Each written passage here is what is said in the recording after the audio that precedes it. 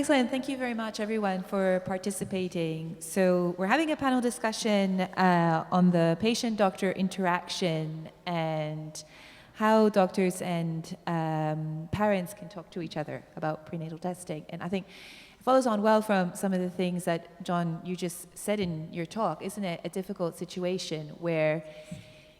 And I think of this, of course, as a lawyer, is that you're presenting information in a relationship which is, as Sarah said, of trust, which people would think you need to have trust between the doctor and the patient. But there is a legal obligation on the doctor to disclose certain information and to present it as risk. I mean, we also talked yesterday about the language. You should maybe say that the chance of having a child with Down syndrome, not the risk, but in the legal context, it has to be seen as a risk. And so we value having choice, having information, having the right kind of information. It's extremely difficult to provide all the information you might need, or impossible to provide it in a balanced way. And as Sarah said, in a state of shock with a short amount of time to think about it as well. So all this is going on. So having said all of that, I'd like to hear from, so we have I should start by reintroducing the members. So everyone here has already spoken, but I'll say, so we have Liz at the end who spoke on our panel yesterday, and who I'm introducing as Heidi's mother. We have Colette, Liz Crowter. Liz, next to Liz is Colette Lloyd, who I talked yesterday, and is also the mother of a young woman with Down syndrome. And we have Dr. Liz Corcoran, who gave a talk yesterday, mentioned she's the sibling of a person with Down syndrome, but also might be able to speak today in terms of your experience as a doctor. I've just heard from Professor John Wyatt, who can hopefully speak from the doctor's perspective as well. Máire Lea-Wilson spoke yesterday in the panel, was one of the claimants in the Crowter case, and your son was the third claimant in the case and has Down syndrome. And finally, Sarah Williams, who we've just heard as well, but her experience of receiving a diagnosis during her pregnancy. Okay, so I thought maybe I'd ask first how for women who have received a diagnosis during pregnancy, because I'm aware some people would find out after pregnancy. What do you think could have been, how do you think it could have been better in terms of the conversations that you had with doctors? So maybe, Máire, would you like to start on that? Yes. I mean, I think today a lot of the sort of the talk, particularly from Sarah, it kind of made me feel like I have some more language around what I feel like I went through. You know, we were left with not very much information, except that there was probably something not right with our baby for 2 days, which was very stressful. We didn't know what was going on. We felt very vulnerable. We were taken into a sad room. We were given a very long list of possible complications. We were told that our son would never be able to live independently, that he may not be able to walk or talk. We were told that he would need surgery, and if he was a typical baby, he would probably do okay, but because he had Down syndrome, he would probably struggle more. We were told my placenta was failing, and that there was a very high possibility of intrauterine death, which was a word I didn't even know what it meant at the time. There was a real power dynamic there, and I felt very coerced. And I felt rushed, actually. I'd never thought about it that way before, but I felt very, very rushed, and that I wasn't given an awful lot of information that would make sense to me. I explicitly asked around what support is there for me, is there someone that I can talk to? And I was given antenatal results and choices written down on a post-it note. Nothing about lived experience of Down syndrome. And I think what we needed was, you know, the time to have those conversations. We needed the opportunity to access the lived experience. We needed it to not be so medicalized. It felt very medical, and the reality is we were parents going through a really difficult change in circumstances, like our whole world was turned on its head within seconds. And I don't know if enough respect was given to our kind of human experience at that time. You know, I'm not asking for a unrealistic picture of Down syndrome to be presented. Like, I mean, of course there are challenges with raising Aidan. I mean, there are also challenges with Tom. They're different in nature. But I think more sensitivity to the way that we were feeling and more neutral information and the opportunity to kind of get some lived experience would have been, you know, helpful. The other thing that I always find really kind of perplexing when I look back on it is that actually the people that were talking to us were fetal medicine specialists and obstetricians. Their speciality is not Down syndrome. Like, their experience is pregnant women and, you know, helping women give birth, etc. It's not Down syndrome. They don't have, in my view, the clinical experience to really give us enough information. Yeah, and I think, was that something that I think you said, Liz, yesterday about the training of doctors receiving, was it an hour? Yeah, would you like to speak about the training that you think doctors might need to receive to be able to have these kinds of conversations? Yeah, so it's just said in the context of medical trainings that, you know, you're taught about all sorts of genetic differences, and I'm sorry if this is offensive to people listening who have Down syndrome. So you taught about, you know, a genetic and chromosomal aneuploidies, and, you know, your sort of the black and white images on the slides and just lists of problems. You don't get a chance to hear from people that are living with that condition, as you would when you're in a clinic meeting people who have diabetes or any other condition that people live with. You get to hear a bit about how it affects their life and, you know, how they make sure that they avoid the complications medically that might come with that condition. So you know, that was just a snapshot. So within an hour's lecture, we heard about Down syndrome. Obviously, my cohort were lucky they had me. They didn't get away with not getting, you know, unofficial education from the audience. I think it would be much more helpful, as in to hear from the people who have conditions themselves, to come in as a part of our clinical training, that we meet people that have these conditions, because sadly, those black and white images are still photocopied and still being used again and again. These poor, you know, medical imagery and illustrations are still being used. It's not modern. This isn't a fair representation of life with Down syndrome now in 2022. And that includes, how do we deal with people that have co-diagnosis? How do we, you know, how can we you know, say, okay, people with Down syndrome, they may have autism, but it's worth knowing, as doctors, we're dropping the ball and they're getting that diagnosis a year or 2 years too late.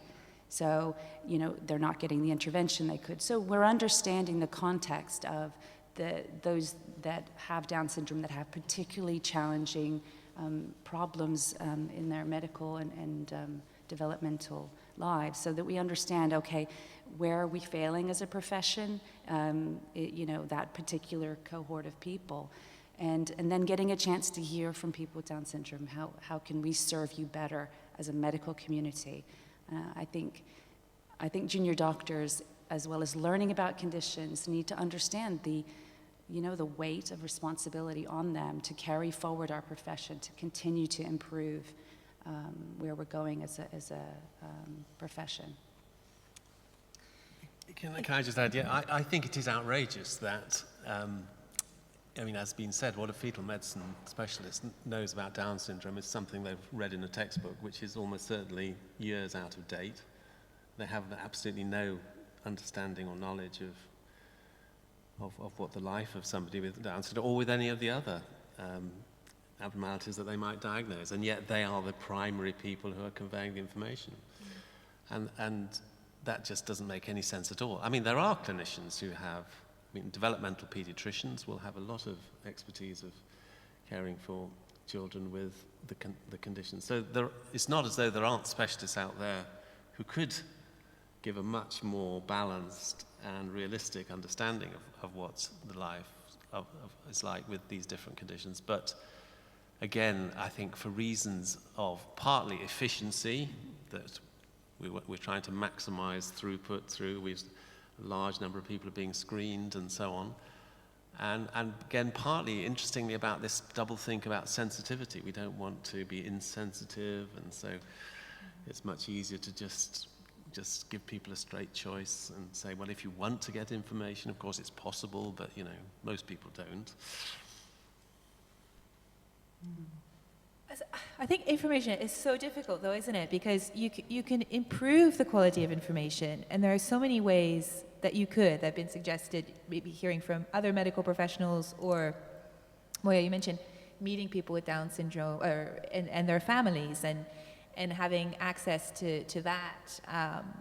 But it's true that it's often taking place in the context where you feel that you don't have a lot of time, and that's inevitable, because if you are considering having an abortion, it would be more complicated and difficult if you wait. And so it's in a sense, you'd have to have information before you're pregnant. You'd have to have information maybe more widely available in society, wouldn't you, to have these? Yeah, would you like to say something to that? Well, I mean, this is, like, if we talk about HIV testing, you have to sit down and talk to the patient about what is HIV and give them a full informed consent before you even put the needle in the arm. We don't fully give our ladies full informed consent before they enter the screening program.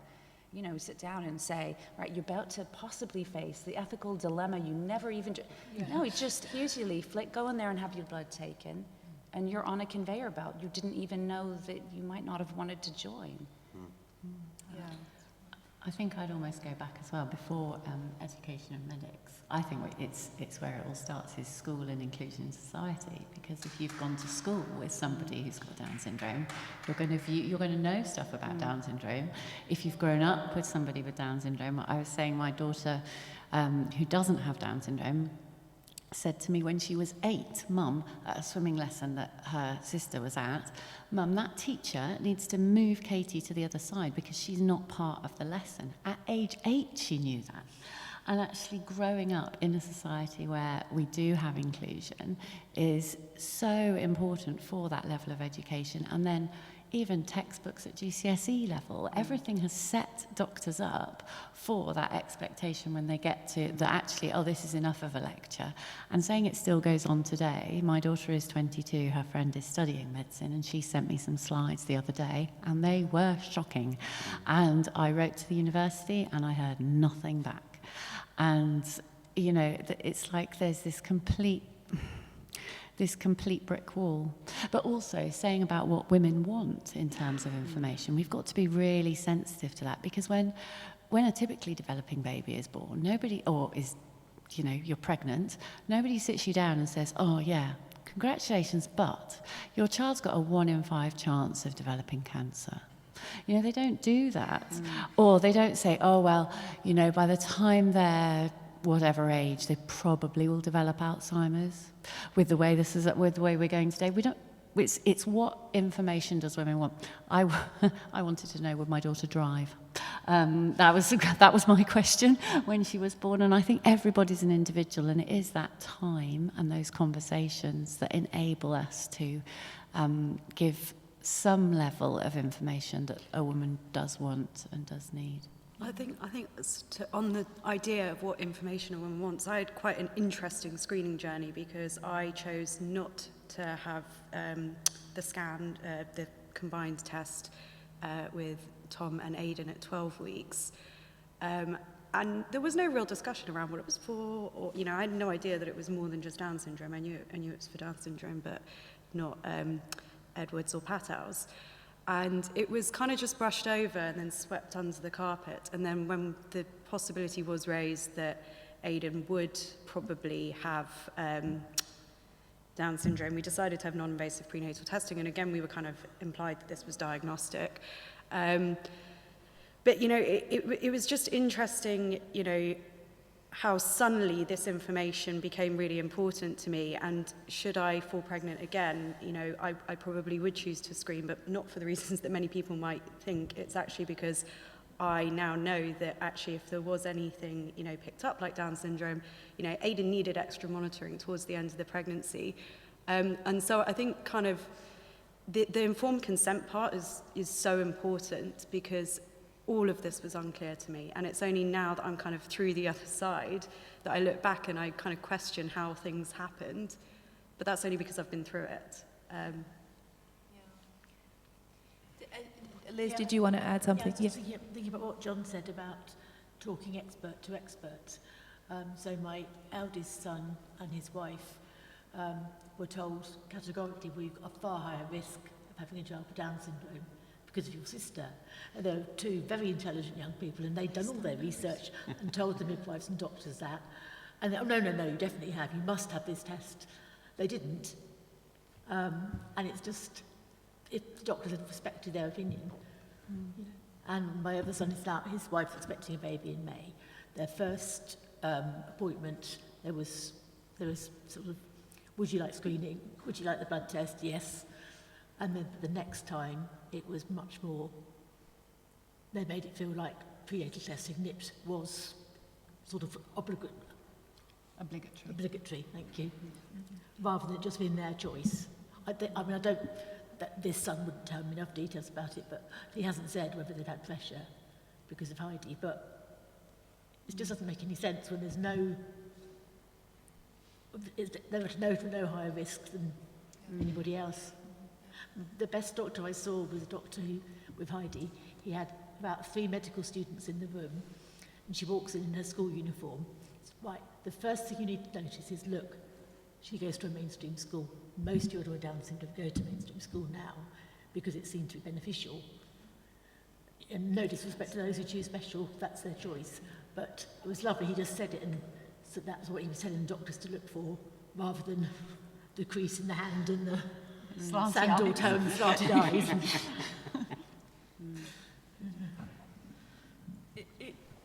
It seems to me that we have a huge challenge to animate and revitalise the cultural imagination across the board in medical classrooms, but also in primary schools, in every dimension of our culture. We have to give a different kind of social imagination that allows room for genuine and authentic difference at every level, both physical difference and cultural difference, whatever kind of difference we're talking about, because increasingly our capacity to live with anybody, with any kind of difference, is being depleted from our culture.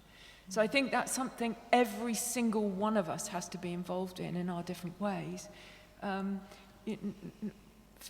For me as a history teacher, that involves having examples of the saints of the church who were profoundly mentally ill, people like Julian of Norwich and Catherine of Siena, and not shying away from the problems of embodiment, and talking about, not that that's a problem, but spirituality and embodiment. So we all have different arenas we work in, and we're all engaged in the project of what it means to live together well as human beings in a society. And without genuine, authentic diversity, there is no possibility of human flourishing. Can I throw a spanner in the works? Historians can't always prove causality, so historians work from corroborative evidence. We were talking about this over lunch. And there are 2 factors which correlate almost precisely with the timing of the introduction of prenatal screening. One is astronomically high levels of mental illness of various kinds amongst young people.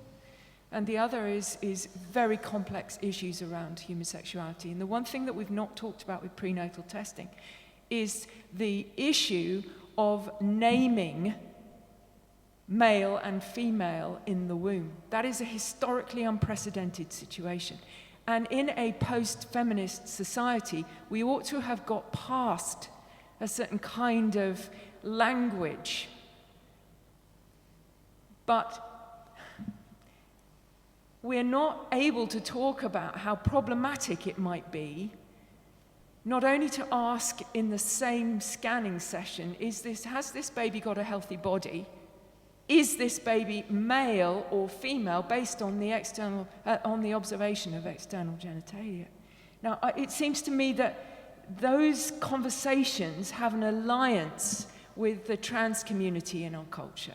That's not an alliance that's particularly comfortable. There are different ideological languages there. But prenatal screening has all sorts of other implications for stereotyping the body as well as disability. And we need to ask that. We have an unprecedented level of gender stereotyping in our culture. And we might want to think about how different it is to spend time with a human being as a parent before you know whether they're male and female. You come to love them unconditionally first as person. Most people suspend loving their unborn until they found out whether a pregnancy is viable at 20 weeks. And at that moment, they're robbed of finding out who the person is without also knowing whether they're male and female.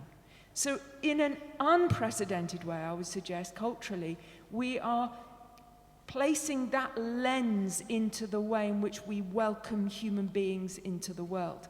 So as a historian, I want to ask questions about the correlation of the widespread complexity we have around human sexuality at the very same moment that we're beginning to practice prenatal screening. That's a politically incorrect thing to say, but somebody needs to say it.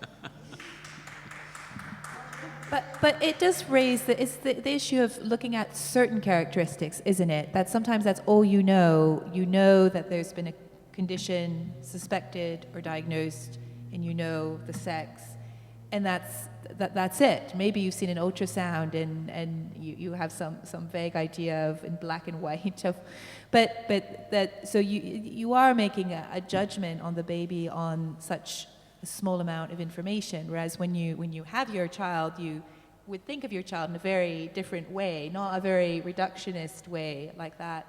I think I'm conscious of time, so I want to see before we end if there are any questions that people might want to ask to the panel. Yes.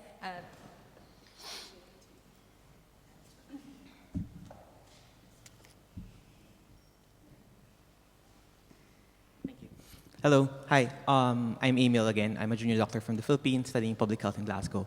So I like what Professor Wyatt said in his talk about how there seems to be a double standard with regards to talking about termination of pregnancy.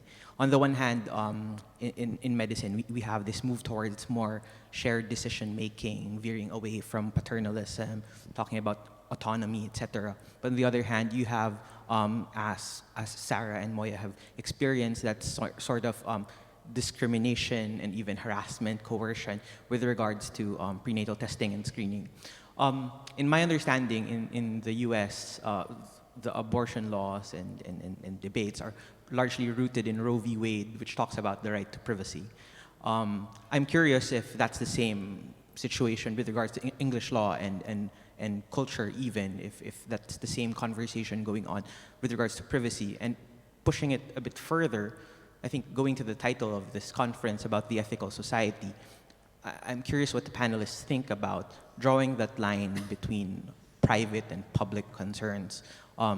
As we know, the doctor-patient relationship is a privileged one, and even in law, you have that privileged communication between the doctor and the patient. So how do we, or where do we draw the line? Why should the state be concerned with these concerns, of mothers who are experiencing these decisions? And I understand that not all mothers would have the same decision as the one shared by several of the speakers today. So why should the state get involved? And is this more of a public or a private concern? Thank you. Yeah, well, I shouldn't be answering it, but I think that does raise interesting legal issues with respect to the Crowter case, because one of the human rights was the right to private life. That was, arguments were made based on that, but that right can be used to make arguments towards having a greater access or right to abortion, whereas the arguments based on that right were framed in a different way in the Crowter case, linked to, in particular, stigma that's associated with people with the conditions that are tested for during pregnancy, and how that can affect their private life. I hope I'm representing well. Would anyone involved in the case like to say a few words? I don't want to get into detailed legal arguments, but maybe we shouldn't go too much into the case. How about the public and private issue? Would someone like to speak to that? I mean, like I'd like to set the scene when I think about these, let's say, 100 women in front of us. And these are 100 women that are in an antenatal clinic. They're not outside in the street with Mary Stopes or an antenatal. They've decided that this is a wanted child. So I sort of think in my mind, okay, let's set in the context of these parents, potential parents that are on a journey of they wanted a child, but then they're presented with a child, would you want this child? So then we're thinking about these 100 women facing their 100 ethical dilemmas. And that then as a group, as a society, does it sit well with us that over 90 of them choose not to continue? And I think that there's this feeling that does it feel quite right what is the right number? You know, and I suppose that's part of what the conversations have been. You know, is it, as a parent, does it feel the right number? As a disability activist, does this feel the right number? You know, because each one of those women are making one individual decision.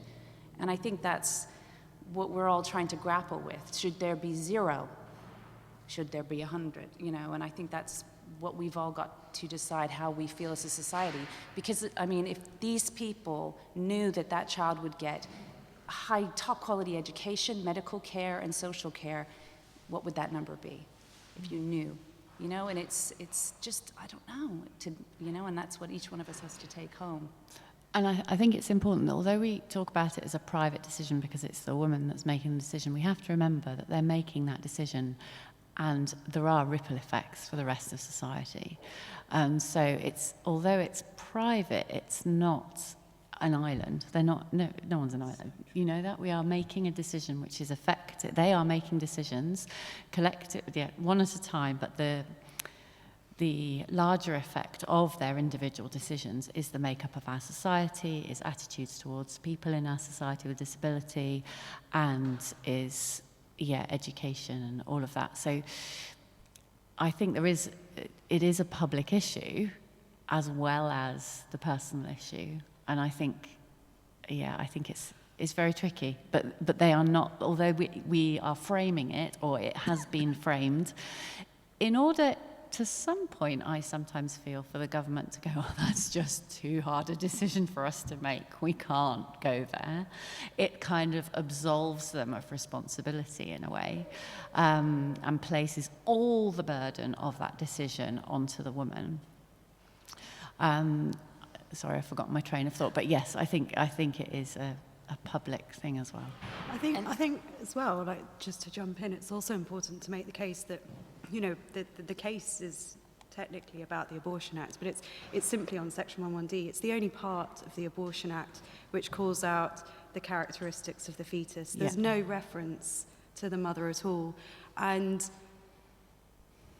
the broader moral debate on whether abortion is right or wrong, it's not central to our case, because, you know, we really are only talking about the part of the legislation which has been written in such a way that it does set the rights of women against the rights of those with disability, and we just have to accept that's where we are and question, is that where we want to be? Is that right?